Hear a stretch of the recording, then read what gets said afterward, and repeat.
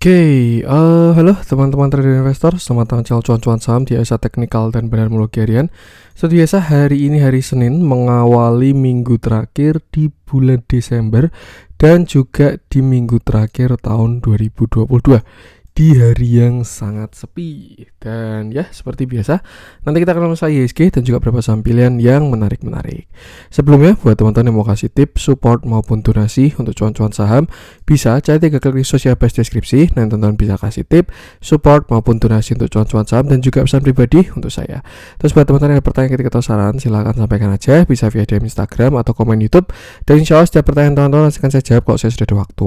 Lalu juga jangan lupa support terus cuan-cuan saham dengan cara like, komen, dan subscribe, karena support teman-teman itu gratis, tinggal klik aja, tapi itu sangat berarti buat konten kreator seperti saya ini. Jangan lupa juga notifikasinya, karena ada konten setiap hari di cuan-cuan saham, Senin sampai Jumat analisa harian, Sabtu dan Minggu konten spesial.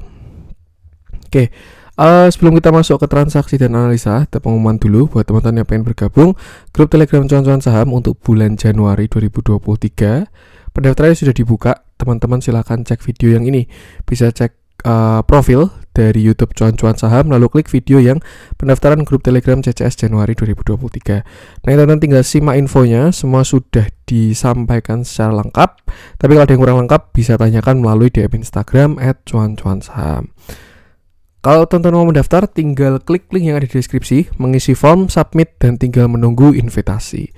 Pendaftaran akan dibuka sampai 31 Desember, jadi buat teman-teman yang pengen bergabung, silahkan klik video yang pendaftaran grup Telegram cuan-cuan saham Januari 2023. Langsung aja kita akan masuk ke transaksi yang mana hari ini benar-benar sepi. Ya, suatu yang wajar ya, nanti kita bahas aja. Hari ini transaksinya cuma 6,4 triliun, itu sepi banget. Kalau teman-teman perhatikan rata-rata akhir-akhir ini kan transaksi 12 sampai 15 ya. Kemarin 8 triliun itu udah 3/4-nya, sekarang 6 triliun cuma setengahnya. Ya memang kelihatan kalau sudah pada mulai liburan atau terlepas dari itu semua, ya yang jelas datanya mengatakan kalau transaksinya itu sepi. Jadi marketnya ya kayak gini. Dan kita lihat pergerakan asing hari ini masih net sell dengan jumlah 180,11 miliar. Dominan di pasar reguler 204,85 miliar, sedangkan di pasar nego ada net buy 24,7 miliar. Kalau kita lihat hari ini bursa regional Asia banyak yang hijau. Beberapa ada yang tutup karena masih event Natal ya, masih hari raya Natal. Cuma untuk market yang buka terlihat pada hijau. Hijaunya tipis-tipis, transaksinya kecil. Kita masuk ke saham-saham yang dibeli asing dulu untuk hari ini. Yang pertama itu ada BBRI 28,9 miliar, Bank Mandiri 21,5 miliar, Alfamart 18,9 miliar, ITMG 8,1 miliar, Inco 7,5 miliar, ICBP 6 miliar, Antam 5,2 miliar, Mesin 4,9 miliar, SMGR 4,8 miliar, INDF 4,7 miliar, Tower 4 miliar, Film 3,8 miliar, Gudang Garam 3,2 miliar, LPPF 2,2 miliar, Cepin 1,1 miliar, Panin 776 juta, Dharma 600 juta, Ultra Jaya 400 juta, dan Mapa 200 juta. Kita masuk ke saham-saham yang dijualin asing dulu. Ada Adaro 53 miliar, Goto 34,7 miliar, Astra 34,4 miliar, Telkom 30,1 miliar, dan ini pada blue chip ya yang di net sell hari ini. Yaitu Traktor 22,2 miliar, BBNI 18,9 miliar, Mitratel 17,9 miliar, BTPS 13,6 miliar, Arto 11,9 miliar, BBCA 11,7 miliar, MDKA 8,3 miliar, Indosat 7,9 miliar, Excel 5,2 miliar, Avia 2,8 miliar, MAPI 2,6 miliar, KLPF 1,7 miliar, CTRA 1,2 miliar, INTP 1,2 miliar, dan JRPT 600 juta. Langsung aja kita masuk ke analisa teknikalnya IHSG dulu, yang ya kita masih punya dua skenario yang berjalan, yaitu ascending triangle untuk skenario bullish dengan data yang ada. Yang pertama dia swing low, lalu yang kedua itu dia support sideways yang cukup kuat, lalu yang ketiga dia bullish divergent dan sudah terkonfirmasi. Selain itu juga IHSG sebenarnya hari ini high-nya ya, dia melewati high 14 Desember. Artinya untuk intraday dia sudah ada higher high, harusnya sih sudah ada konfirmasi untuk ascending triangle-nya. Ini untuk skenario ascending ya. Kalau ditoleransi sampai ke shadow sih ya berarti sampai ke sini ascending-nya ini yang harus di break, yaitu 6850 untuk ascending triangle-nya dengan target upside di 6919 sampai 6996. Itu untuk ascending triangle. Cuma untuk skenario kurang bagusnya atau bearish skenario-nya, ya kita ini sebenarnya sedang dalam posisi pullback yang sebenarnya kalau kita pakai analisa volume cukup valid sebenarnya itu. Karena kita pullback dan volumenya mengecil. Agak seremnya ya kalau memang breakdown. Tuh, breakdown continuation rising wedge. Nah, ini targetnya dalam kalau bikin continuation. Kalau bikin reversal ya paling sampai 6640 doang. Tapi kalau bikin continuation bahkan bisa sampai 6300 by chart patternnya. Seperti itu. Jadi ya memang kalau menurut saya market ini sedang dalam keadaan psikologis yang sulit. Kenapa psikologis?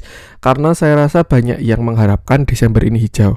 Dimana kalau hijau, Desember itu harus closing minimal itu di atas 7081 kalau mau candlenya hijau.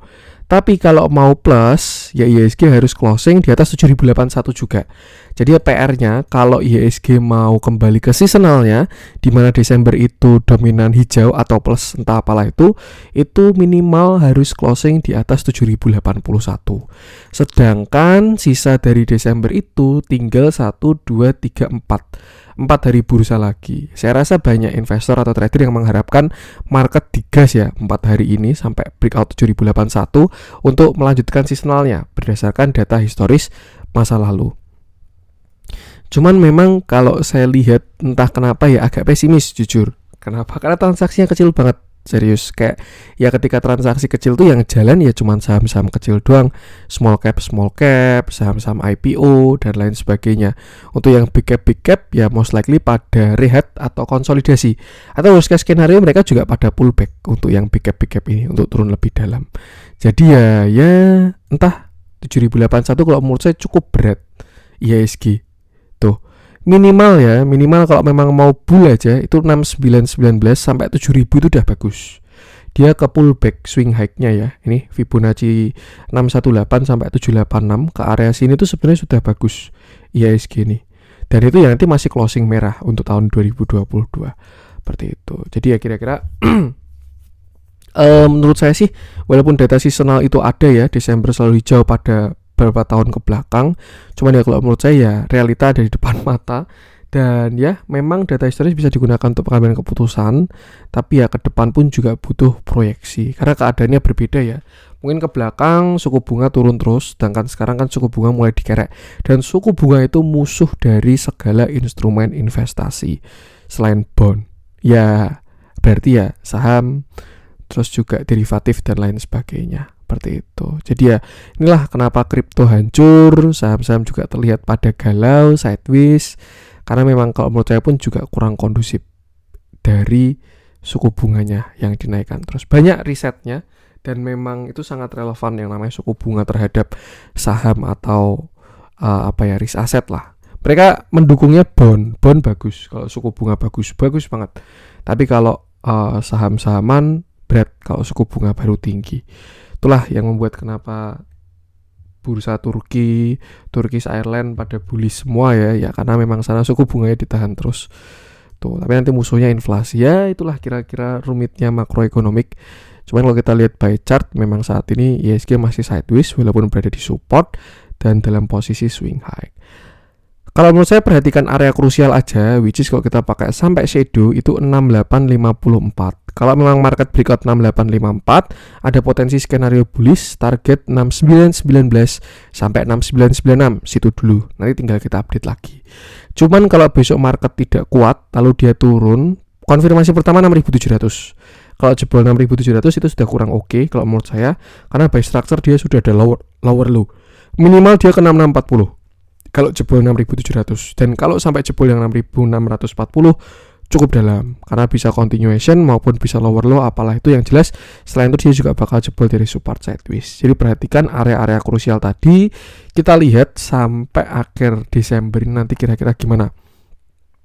Harapan saya sih Januari sudah mulai kondusif ya, transaksi sudah mulai rame, spread lebar dan bursa normal. Kalau sekarang kalau menurut saya pilihannya cuma dua, antara adaptasi yang misalkan nggak terbiasa ke third liner ya. Kalau teman-teman terbiasa scalpingan, trading cepat, terus gorengan, third liner, nggak ada masalah sama sekali, harusnya masih berjaya di market kayak gini karena banyak juga third liner yang pada jalan. Tapi kalau teman-teman biasa swing, positioning di saham-saham first atau second, itu adaptasinya dua, antara mencoba untuk mengikuti keadaan atau lebih baik liburan dulu. Kira-kira seperti itu. Dan yang penting selalu sama, batasi resiko aja. Tuh. Harusnya udah aman kalau batasi resiko. Karena memang dua view kalau menurut saya, ada potensi bullish maupun juga ini pullback. Tinggal kita lihat nanti ketika konfirmasi. Karena biasanya sekarang baru konsolidasi. Untuk penentuan arahnya harus menunggu confirmation. Oke, untuk IHSG langsung kita masuk bahas saham pilihan. Kita mulai dari yang dijual asing dulu aja. Saya pengen bahas Goto yang sudah sampai 82 lagi.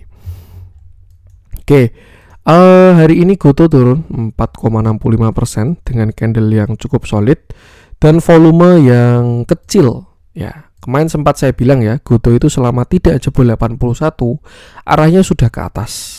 Ya, dan sekarang bahkan hari ini Goto menyentuh 81. Nah, artinya apa? Masih belum jebol 81-nya, masih ada harapan. Kenapa saya ngomong kayak gitu? Karena itu market structure ya. Di sini kan Goto ini kan downtrend. Dia lower high, lower low, lower high, lower low. Bahkan ini ada berjilid-jilid juga sampai 81. Dan di situ ada coveran dengan volume yang sangat besar. Cuman memang semenjak Goto itu naik di 13 Desember, belum ada konfirmasi pada daily-nya. Dia belum membentuk higher low dan higher high. Yang terjadi malah lower high terus. Ini kan dia di cover ya, rebound, jebret gitu. Di sini dia langsung low, lower high, lower low, lower high, lower low, dan masih turun sampai sekarang. Tuh, pada structure kecilnya. Nah, untuk structure besarnya itu konfirmasinya di 81. Kalau sampai dia bertahan di 81, sebenarnya masih ada harapan dia bisa rebound ya. Cuman kalau dia jebol di 81 ya artinya Goto masih mau lower low. Seperti itu. Dan target penurunannya adalah di 68 sampai 73. Itu dari Fibonacci 1,382 sampai 1,618. Target lower low-nya. Seperti itu. Dan itu adalah all time low. Dan ya, cuman entah kenapa kalau dari analisa volume ya, memang belum ada konfirmasi buy price action-nya. Tapi kalau menurut saya buy analisa volume ini sebenarnya sudah mau selesai koreksinya Goto ini. Cuman saya nggak pengen bikin harapan juga ya, nanti wah CCS bilang Goto udah mau selesai nih, koreksinya average down terus ya. Kalau mau saya tetap harus punya plan. Bahasanya kayak gini bisa dipantau. Kenapa bilang kayak gitu mas ya? Karena ini 13 Desember ini terlepas dari isinya memang distribusi ya. Cuman kalau menurut saya ini nggak bisa bohong. Candle 14% dengan volumenya ini volumenya nggak bisa bohong. Bahkan kalau dibandingkan ketika dulu Goto naik ya, ini volumenya gede banget tuh. Cuman memang apakah dia mau langsung cover lagi atau dikasih turun dulu juga nggak ada masalah. Ini tinggal kombinasi, karena kalau teman-teman pakai prinsip technical analysis itu kan price action is king, volume is queen. Artinya volume di sini sudah bagus, tinggal price actionnya bagus dulu aja. Cuman memang semenjak naik 13 Desember itu Goto belum ada konfirmasi sama sekali. Jadi ya memang by price action dia arahnya belum ke atas. Tapi by volume menurut saya sudah bagus. Tuh, tinggal teman-teman menyesuaikan aja. Kira-kira stylenya gimana, apakah suka spekulatif atau suka menunggu konfirmasi. Nah, untuk sekarang Goto adalah di 81. Itu area krusial dari dia ya, yang saya rasa besok bakal diuji. Bahkan hari ini pun juga sudah diuji, yang mana kalau jebol itu targetnya 73 sampai 68 dari Fibonacci-nya. Tapi kalau dia bertahan, ya ini ada beberapa resist dari si Goto. Seperti itu. Tapi kalau dilihat dari turunnya sih kurang oke untuk dibilang double bottom ya. Bentuknya kurang enak aja. Mungkin bisa dikasih turun sekali lagi. Skenario bagusnya dia turun sampai 73 sampai 68. Nah, terus nanti membentuk bullish divergence, markdown, habis itu baru konsol, baru reversal. Happy ending. Tapi ya nanti biarkan market yang mengkonfirmasi. Karena untuk sampai sekarang memang belum ada konfirmasi perubahan arah dari si Goto. Dan saat ini Goto masih saham downtrend. Jadi tidak ada masalah sama sekali kalau ditanya kenapa dia turun kayak gini. Kita lihat dalamnya. Hari ini Goto itu terjadi masih distribusi.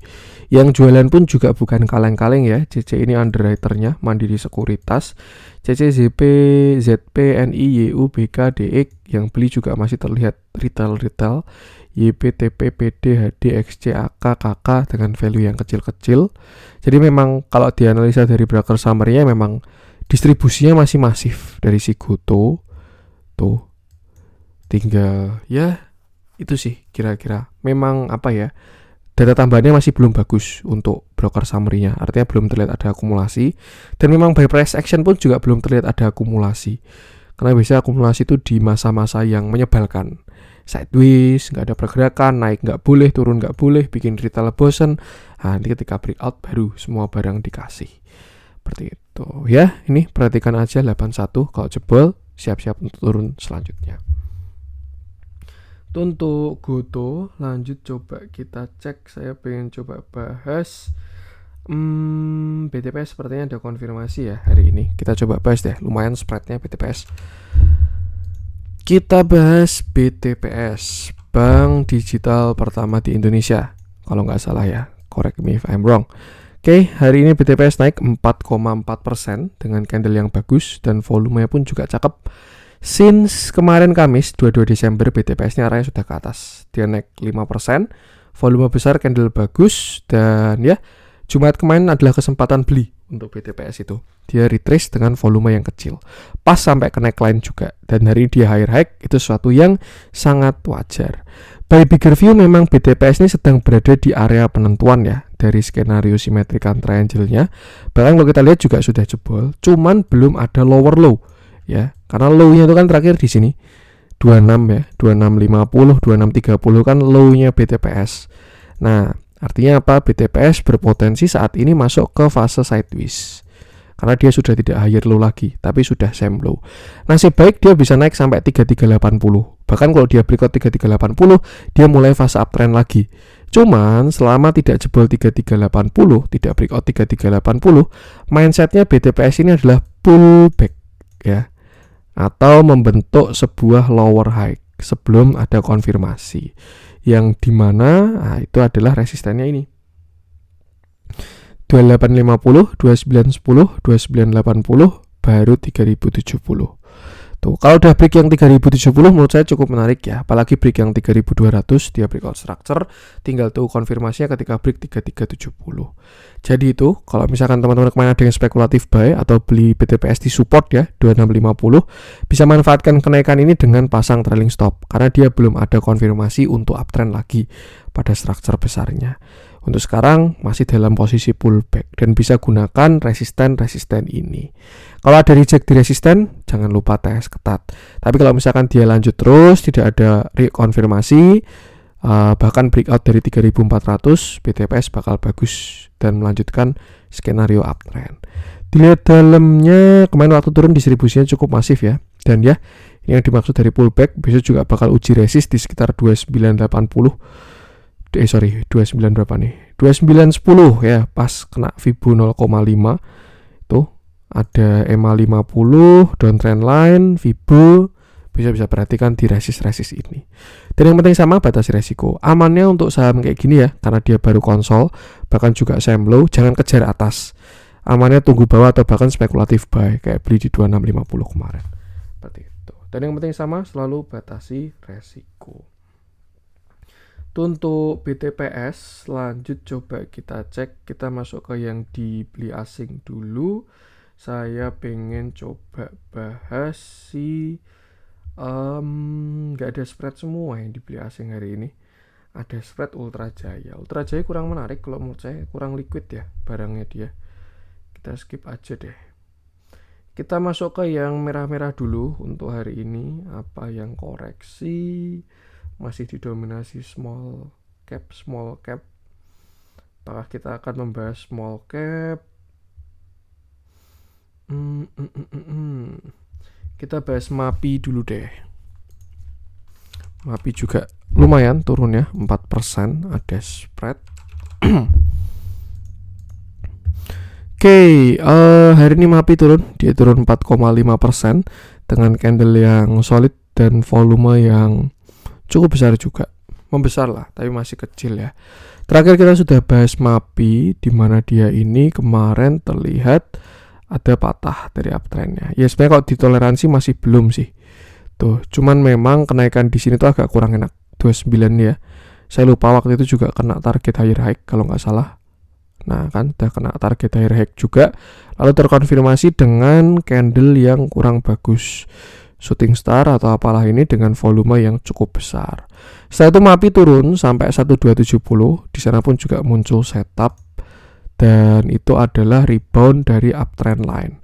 Mau ditarik sendiri atau pakai indikator dynamic pun juga kelihatan kalau kemarin dia itu rebound di EMA 50 atau dekat dengan area uptrend line seperti itu. Nah, cuman yang agak disayangkan MAPI ini naik sampai area pullback doang. Itu 1470 sampai 1425, which is to Fibonacci 618 sampai 786.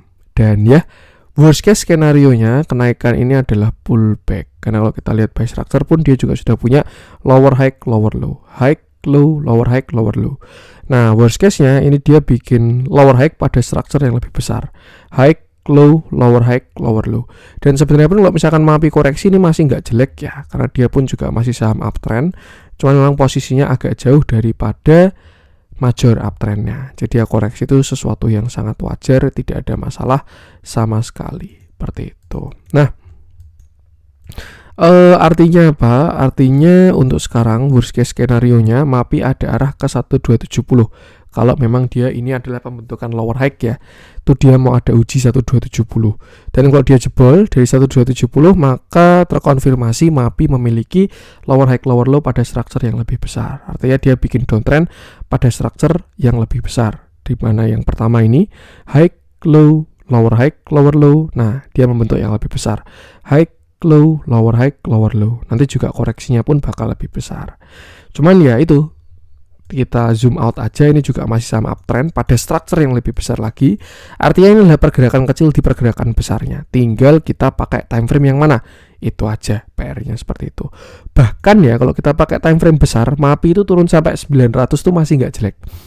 Karena misalkan dia turun ke sini masih kena uptrend line, kena neckline tuh nggak ada masalah sama sekali. Tuh, tapi ya kalau kita pakai pergerakan kecil, kita kan bisa mengantisipasi pergerakan-pergerakan besar itu. Seperti itu. Nah, untuk sekarang area support saya rasa masih di sini sekitar 1300 sampai 1270 dan bisa perhatikan di sana ya. Selama nggak jebol harusnya masih oke, MAPI. Siapa tahu dia mau bikin higher low.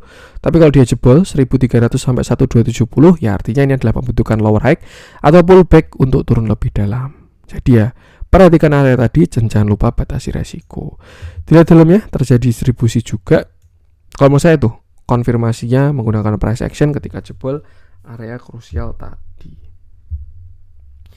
Untuk MAPI lanjut coba kita cek. Saya pengen bahas MDKA untuk yang dijualin asing ya. Kemarin sempat view-nya cukup menarik sebenarnya. Tapi ya market berkata lain dan market selalu benar.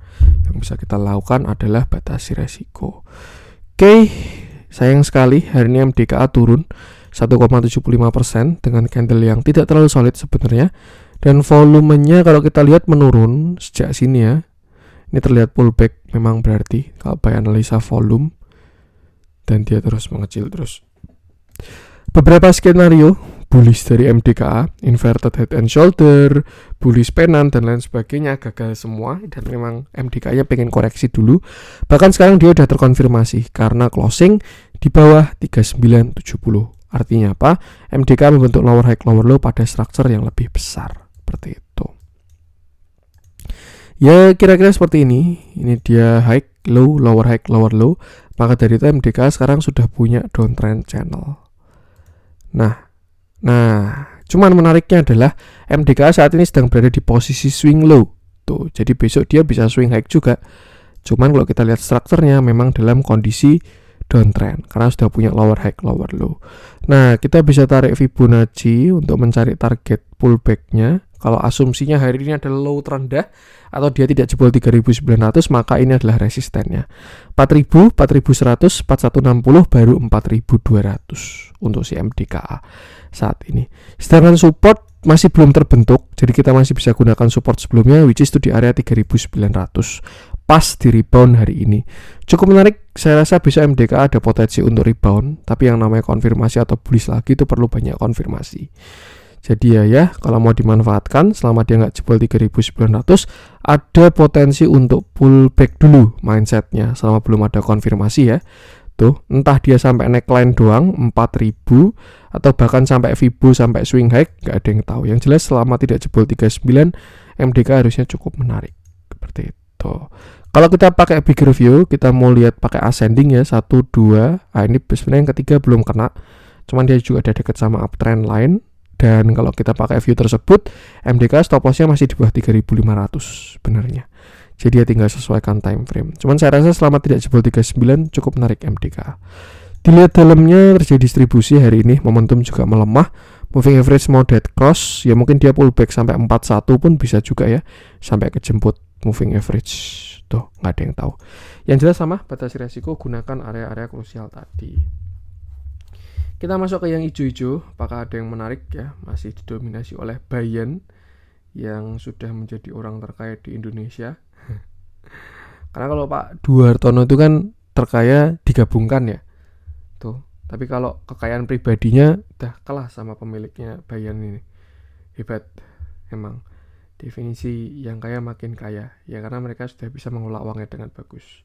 Mungkin itu dulu untuk konten hari ini, karena saya lihat yang hijau-hijau kurang ada yang menarik ya.